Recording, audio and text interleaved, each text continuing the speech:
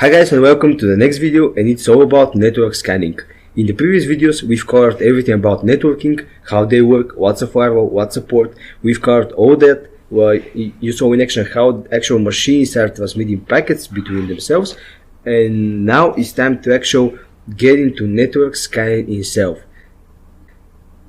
So what does the actual network scanning is? Just to discover hosts, what they are running, what ports they have, and so on. So let's start with the tools like NetDiscover because they are easier to use.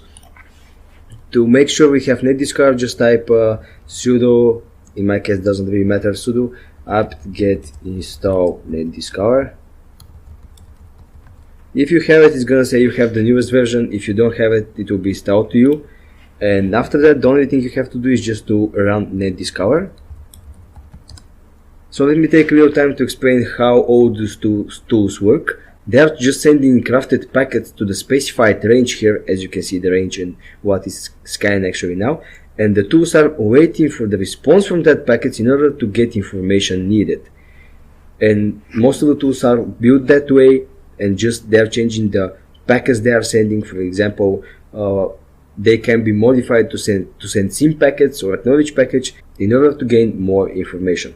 So as you can see, NetDiscover by default is scanning the whole subnet mask and is scanning for all possible hosts.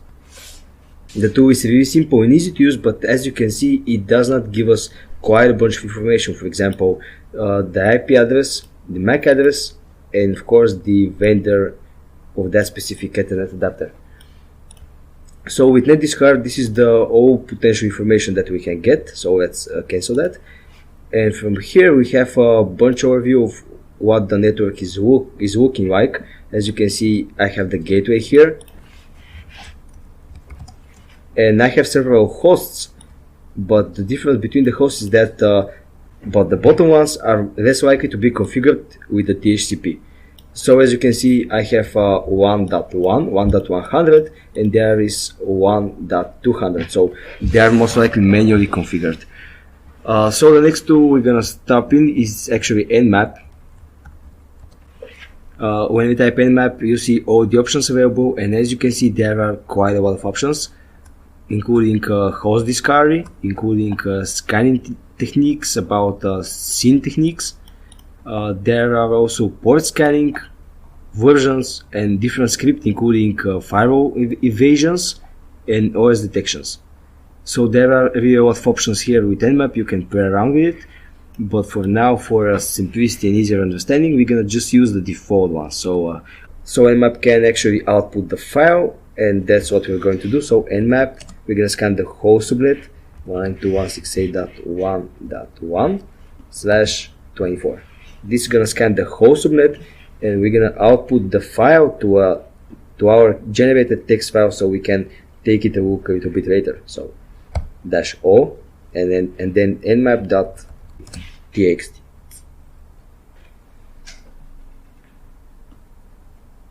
We have to wait a little bit, and you can use the up arrow in order to see our progress.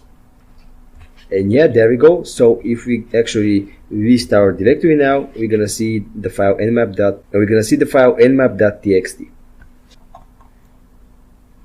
So let's just take a look at what Nmap has found. So now it found the gateway, which is 192.168.1.1, and it has open ports inside, including 80, 1900, and 2 unknown ports, so that Nmap could not actually see what's configured there. Then we have another machine who is listening on port 1688, only that. We have another machine which most likely is a client because it do not have any open port at all. And there are another 3 machines, 4 actually, with more than one open port. So for example, that one is using on HTTP, so there are most likely to be HTTP server running here. There is listening on NetBIOS and many more. There are also 2 machines with no open port, so that means that they are client most likely, and therefore there is a machine with a lot of open ports as well. So as you can see, we can easily separate the clients from server machines. For example, those two are completely working as a clients since they do not have any open port at all. So as you can see, DNMAP gives us good overview about how the network is structured, what's there inside, and what every single host has running and listening for. Now I want to show you another tool, and this tool is called Bettercap. You can install it using apt-get install if you're running Kali. If you're not running Kali, you can install it from GitHub. It's quite the same, so Bettercap. This may be tool for man in the middle, but it can be used for network scanning as well. For example, we can turn net.probe on, and this will cause Bettercap to send packets over the subnet mask in order to see all available hosts. So net.probe.on, and then we can say net.show on, and this is gonna list all the available hosts that Bettercap has found. That show. Okay, so as you can see, it has found a lot of hosts. The one of them is me here, the Ethernet, and the one of them is a gateway. So it just separated me and the gateway from the others. So as you can see, it has shown the IP address of all the hosts, MAC address, host name if they are sending located one, the vendor, and the actual package sent and received by Bettercap, and the exact time. So it gives us a bunch of good information, and for example, we can start actually sniffing the network to see if there are any available connections and if there are any users online at the moment. So we can just run modules like arp spoof on, and afterwards net.sniff. So if the users are actually now using the internet and the current network that you are inside, you're gonna see what's happening out there. And yes, as you can see, that desktop machine is using Google, and then the packet started flying by. So it's the same desktop machine, yeah. So one of them is using Google, one of them is using Skype, the same machine. So as you can see, if staying more time in that state, you can see what all the hosts are doing, and from there on you can start building an attack vectors, for example, poisoning the DNS and becoming man in the middle. So let's close that. And the box, of course, you saw that. So now it's time to share another tool with you, and it's called ZenMap. So we can start ZenMap from here or from the menu here.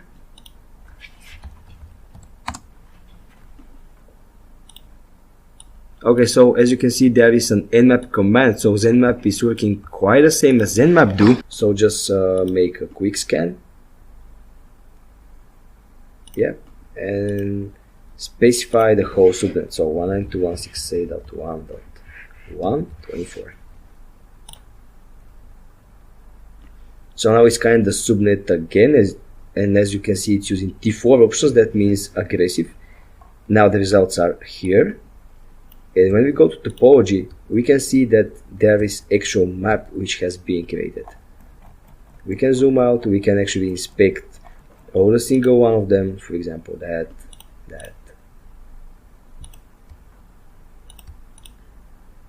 So we generated pretty decent looking map about all the hosts inside, and from host viewer, we can actually see all the open ports and services on the specific host. So as you can see, that host has those ports, and so on.